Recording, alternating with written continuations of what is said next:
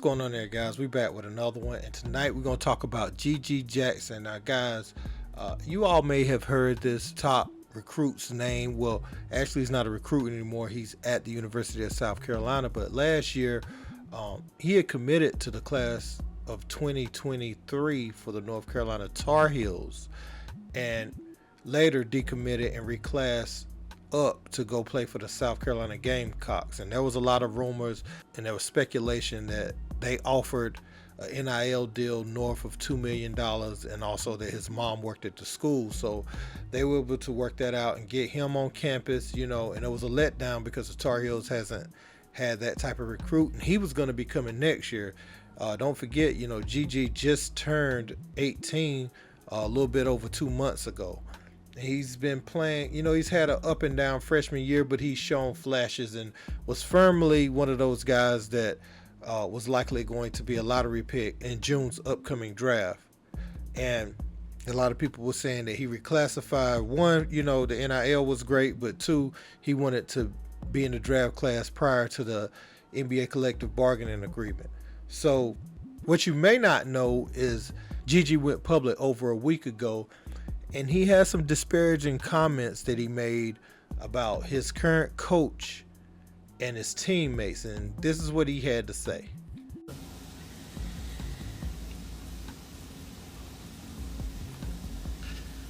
I don't get it. What's good, Chris, bro? Can you help me answer that question, Chris, bro? Why don't I have the ball in my hands when it's crunch time, bro? Ain't I supposed to be oh my God, GG. I don't see myself as that, but ain't I supposed to be, quote unquote, that? Like, just give me that, motherfucker.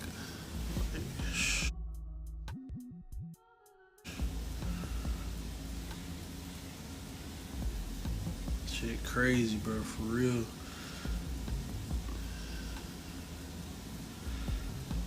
I'm not even getting plays drawn up for me in the crunch time, bro.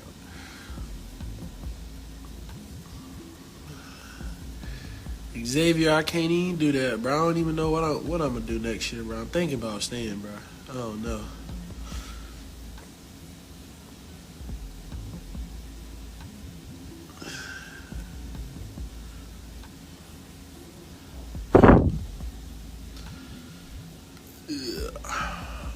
Bro, I'm about to come in the locker room. How Kobe, what's his name? How Lou Williams said Kobe did. Every time we go down the court, I touch the fucking ball.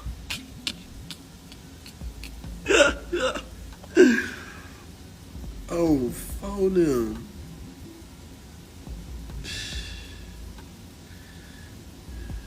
Hey, God's under chosen one. Shut your ass up.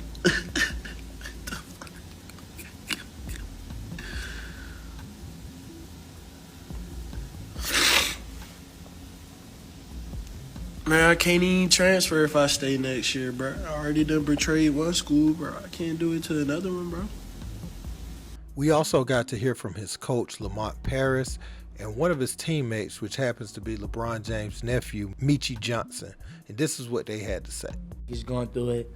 It's tough for him, and honestly, man, me personally, I'm just trying to be the best I can to help build him up and lift him up and keep him encouraged, positive. Like Hayden said before, a couple games before, I think Gigi had a bad game. Tennessee was? Yeah. It's so much on his plate. So many people probably talking, telling him do this, do that. He want to go out there. He got expectations for himself, being a hometown kid, being his number one player in the country, and it's a learning experience, man. Kid's supposed to still be in high school, and you go out there and you just want to perform, and sometimes he's not doing that, and it's okay, So with that being said, we're gonna be his teammates. We're gonna keep riding with him to the end because that's all we can do.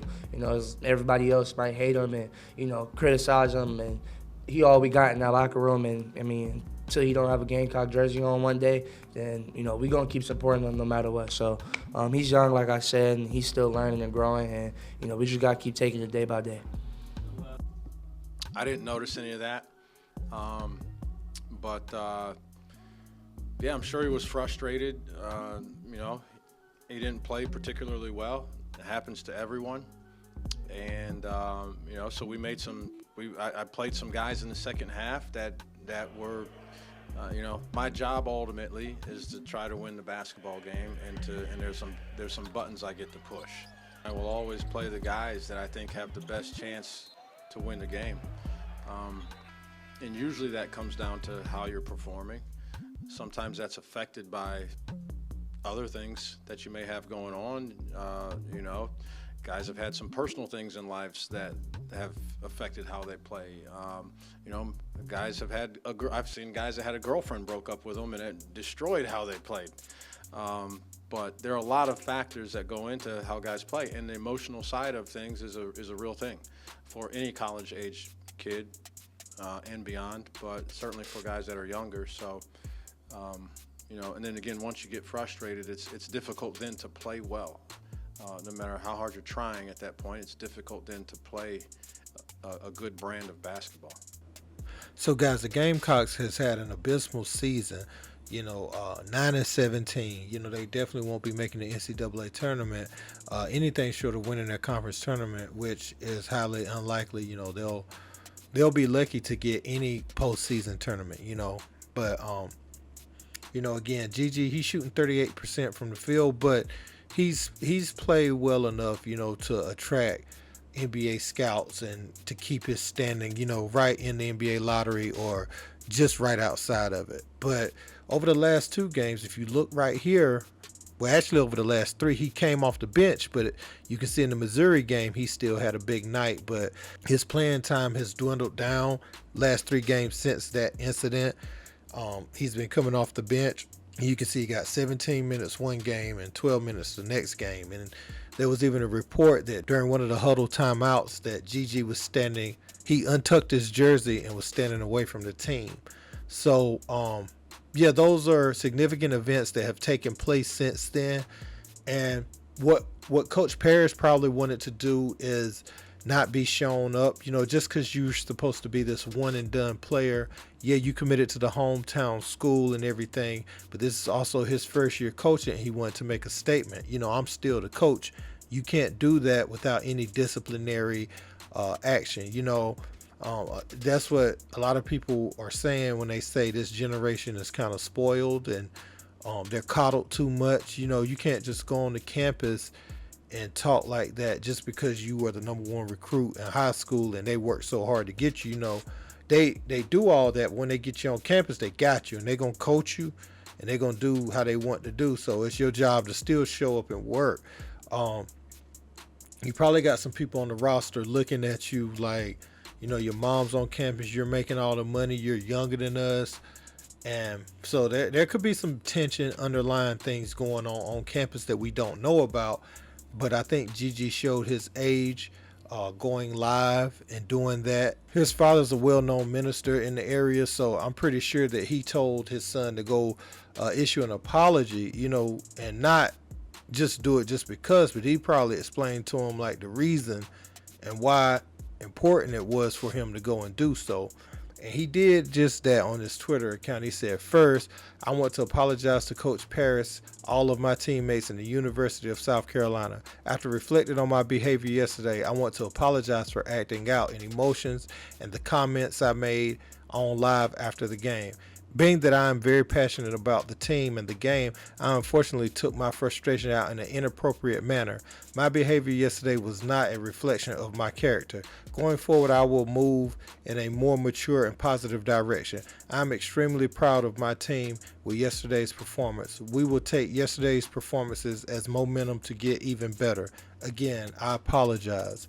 So he issued that, but the events I'm talking about, where he walked off from the coach and everything, that happened after the apology. So it's still going to be some bumps in the road. This is a new role for him. You go from being the top recruit, you really want to go play for North Carolina next year. You could still be in high school, to now you're thrust into this role and you ran into your first real life, welcome to college basketball situation.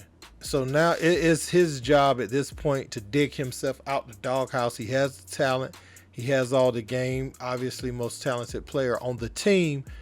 But Coach Paris, for the morale of the locker room and to have the rest of these guys buy in, he had to make that statement.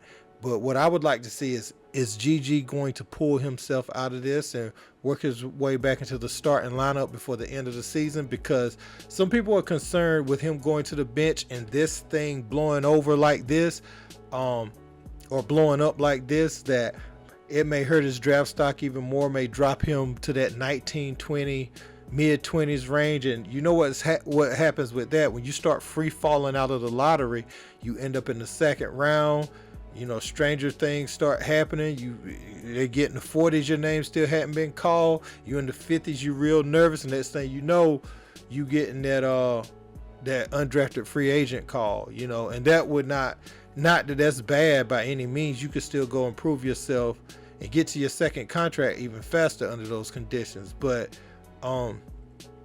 for a player like Gigi Jackson, you know, even with Victor Wembanyama, Scoot Henderson, the Thompson twins, and all those guys, he was still a player that was expected to be right there within the lottery, worst case right outside, you know, the lottery top 16, 17 pick. But man, I want to know what you guys think about this in the comments. Don't forget to like, share, and subscribe. Until next time, peace.